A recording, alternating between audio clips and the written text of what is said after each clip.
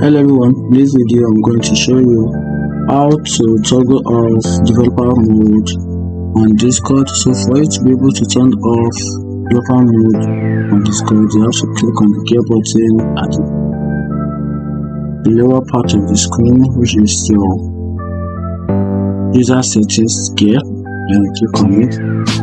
You can scroll down below the commands.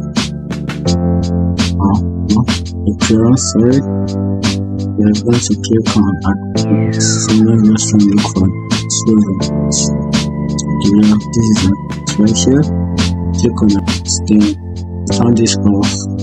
Once this is off, it means you turn off developers mode on Discord and to run Discord API to test any app on Discord. Kindly be careful